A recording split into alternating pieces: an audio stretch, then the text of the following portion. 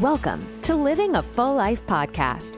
Join us as we explore health topics that encourage raising healthy children, living a healthy life, and living the best life possible. Now, here's your host.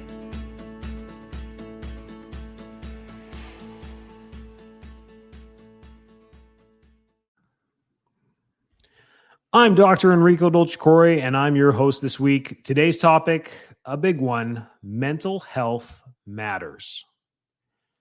It certainly does. It almost feels like it's getting worse, and the statistics are there to support it. 20% of Americans suffer from mental health issues.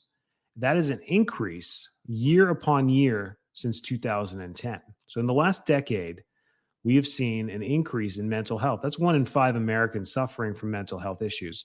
5% of all Americans suffer from chronic mental health issues like schizophrenia and bipolar disorder and those lists of psychiatric issues. But we're talking about 20% or 1 in 5 of Americans having mental health issues and seeking care for these mental health issues. Remember, these statistics can only be statistics if they're reported or documented.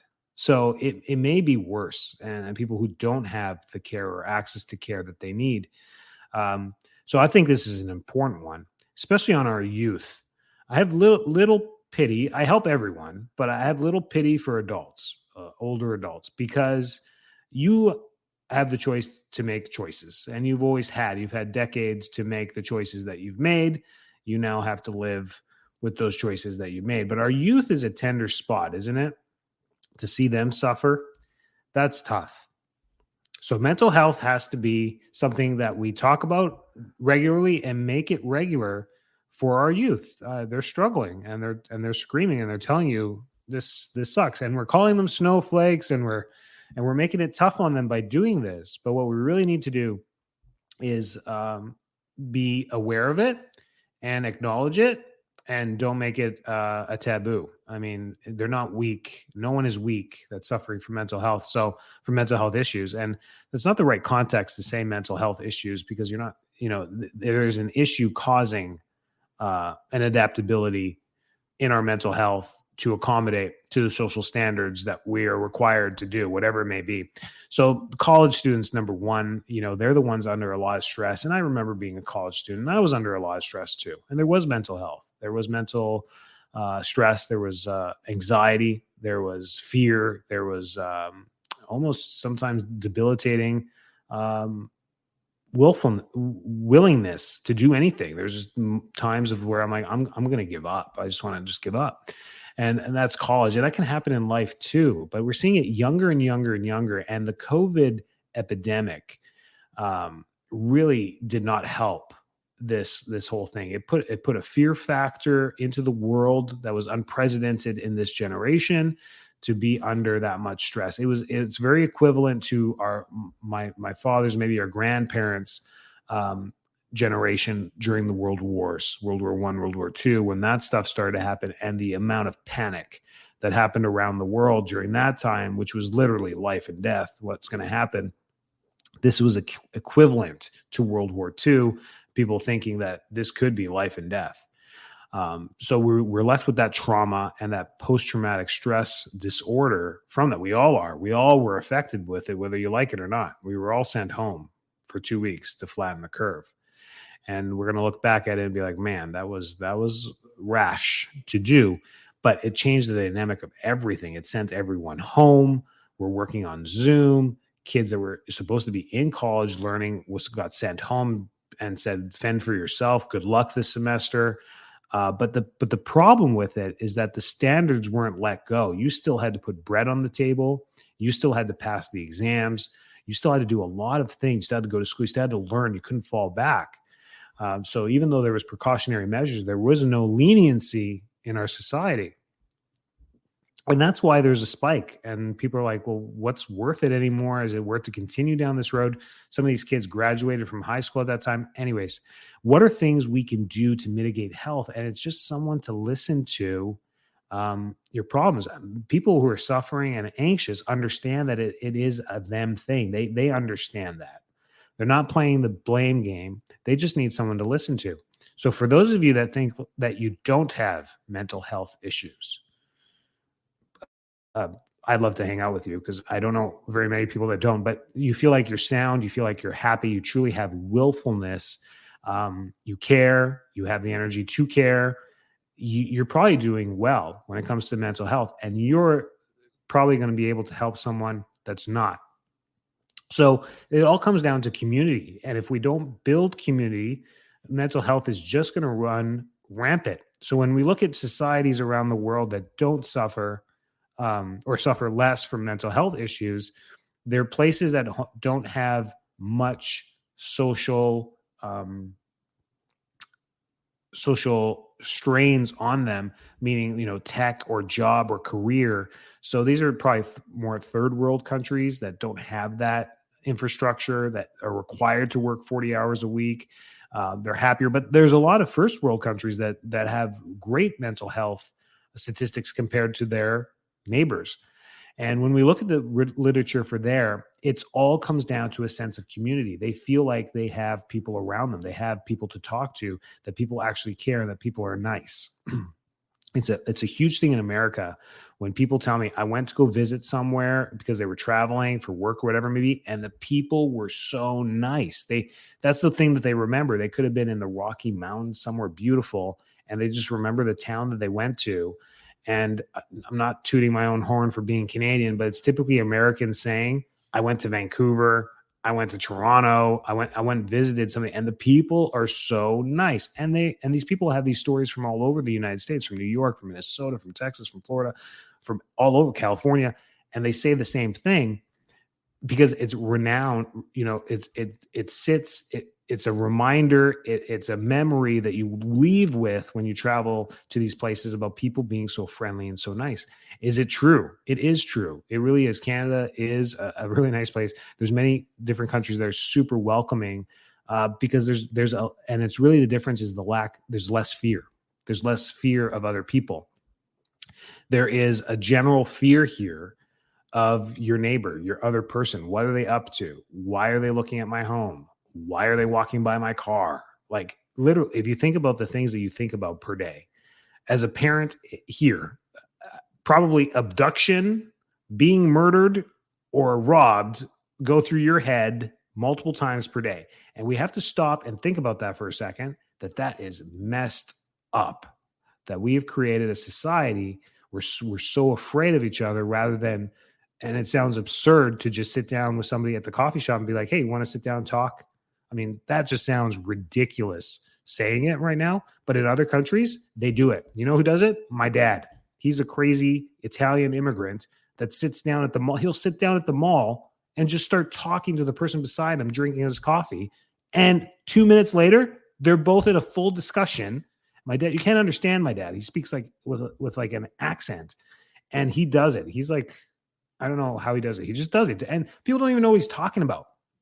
And they put it together, and it's general topics. It's about traffic. It's about construction. It's about, oh, man, the city's growing like crazy. It's holy smokes. That cold snap last week and he just creates talking. And for him, it's therapy because he gets to talk to other people. And for them, they don't know it. My dad doesn't know it, but boy, is that therapeutic for a lot of other people too.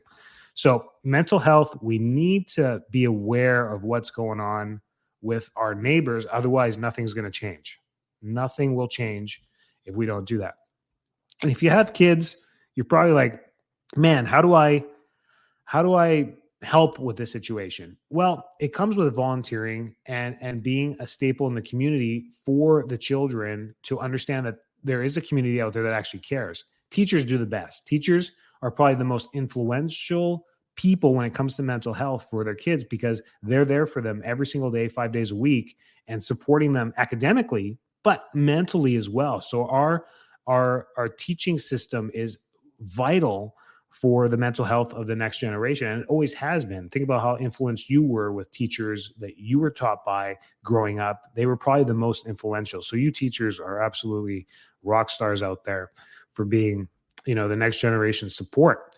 And you remember the strict teachers, you remember those people too, when they were rough on you and tough on you. They wanted the best for you, but they just, their ability, their what's it called? Their protocol to helping teach you was a little maybe more aggressive, and it left you with negative emotions as well. That can happen too. That can happen with anything, with anybody.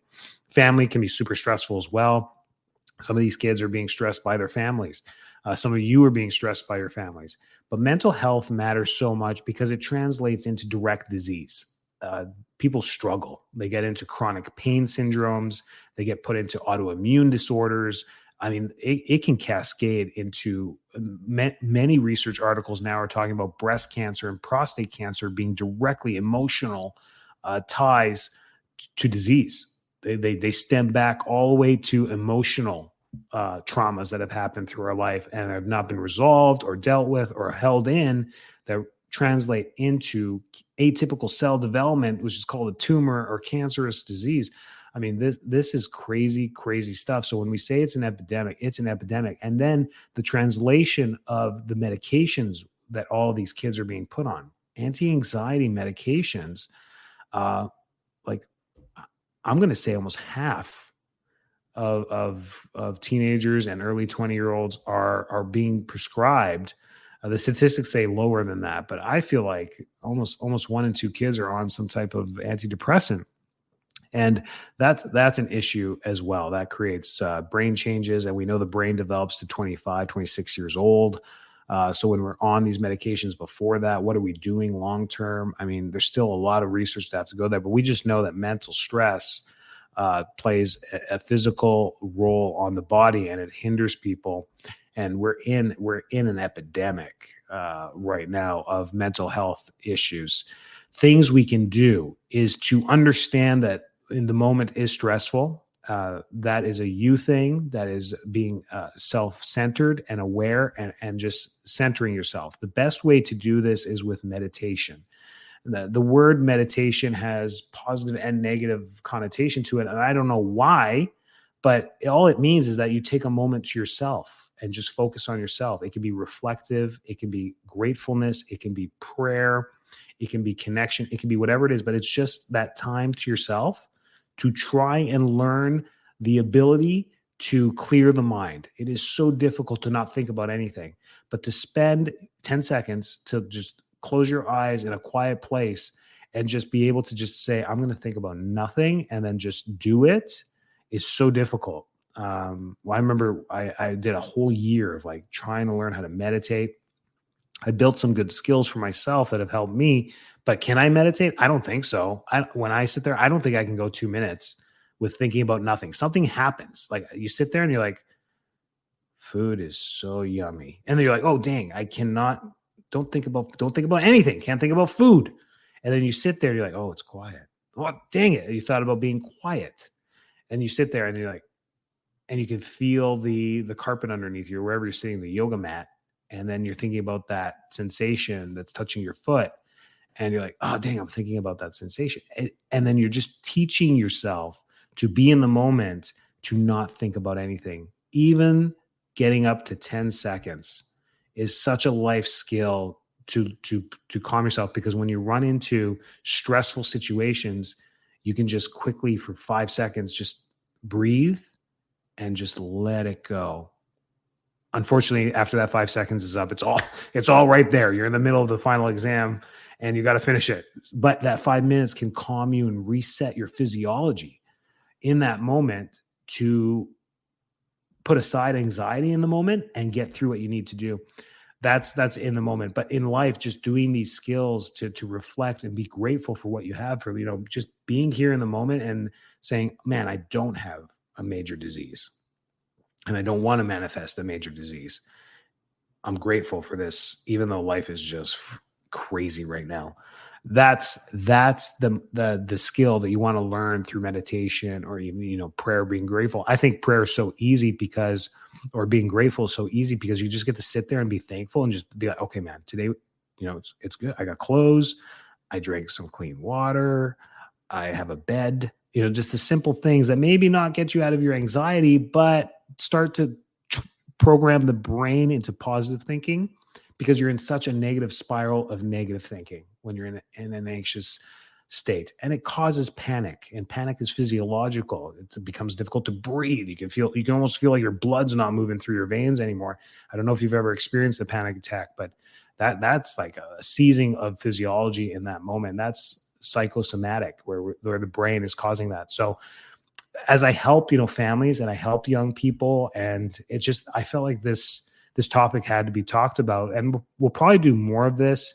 And if you guys have anybody that, is truly an expert or truly someone who knows about mental health and has ways to live a mentally healthy way or have different ways of thinking, send them my way, email me. I'll get them on the show, and we'll do a great mental health podcast on that. This was more of a PSA of just being aware that these statistics are bad. Yes, the pandemic made things worse. Yes, life has changed. Life has truly changed. I'm kind of sitting here. It's 2023. I'm like, oh, we're going to go back to the good old days, right? Like 2019. I don't think so. I think there's been a permanent scar on everyone right now.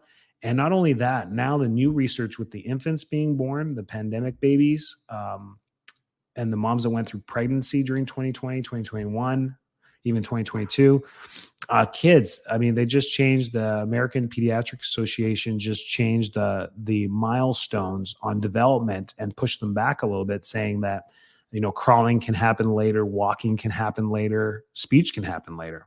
So they're literally saying the problems that we're seeing in our infants, don't worry about them. Let's just extend the milestones that have been around for almost 70 years, and let's just push them back, because kids are different now. That's not changing the bar on things to make it seem normal, is deception. It's complete deception. And we're just trying to trick the population into thinking everything's okay. Big mushroom cloud of chemicals in Ohio. It's okay. Don't worry about it. Don't worry about it. But the exhaust in your garage, watch out. They'll kill you.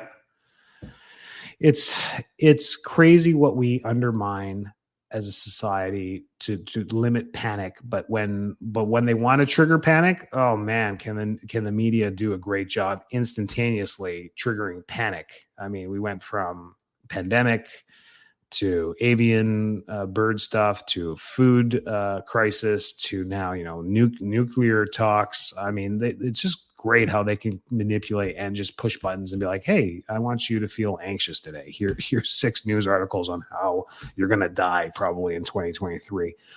It's messed up. I guess that's tip number 2. Stop watching the news. Does it help you in any way? Like, they're like, well, there's a train derailment. I kind of want to know that. I live in Ohio. I'm like, did you miss the mushroom cloud out there? Did you look out your window? I mean, I guess if I lived in Ohio, I'd probably pull up the news or Twitter or something and be like, what is going on there? And read about it and be like, oh my gosh. But for the rest of us around the world, like, are we really, looking at the news every single day? That is stressful. I've stopped doing that. It's almost impossible, because if you have any social media, it's going to pop up breaking news. It always happens. So I guess for that, I feel like I'll know what's going on.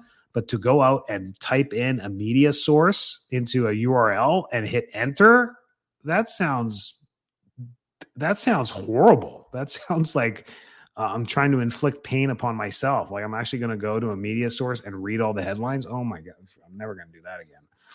I think the last time I did that was maybe high school for a social studies project, but and it probably wasn't internet. It was probably the library. But anyways, that's what we did there.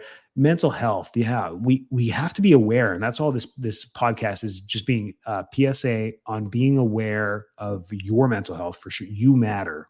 You matter first. You can't help anyone else if you're in a wreck. You just can't. If you're not healthy, if you're not feeling well, you're not going to help others. You're not going to be able to help others. So you matter. You matter first. But if you need help, reach out for help. Psychologists today, counselors and psychologists, are the busiest they have been in their entire careers. They're each and every one of them. Because when I try and get in with one, I don't know about you, 6 month to 9 month wait. We're on the wait list for this stuff. So we need more counselors. It's kind of good to hear that but it also means, like, holy smokes, people are struggling.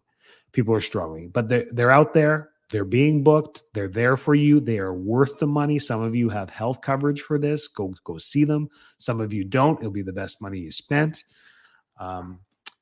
Take care of your health. And there's people out there to listen to you. There's people out there to help you. They're there for you. Stay healthy. Stay well. Have a great week. Think positive. Life is good. You got lots of things to accomplish. And we'll catch you next week. Thanks so much for tuning into this episode of Living a Full Life podcast. If you're enjoying the show, please feel free to rate, subscribe, and leave a review wherever you listen to your podcasts. That helps others find the show, and we greatly appreciate it. Thanks again for tuning in, and we'll catch you in the next episode.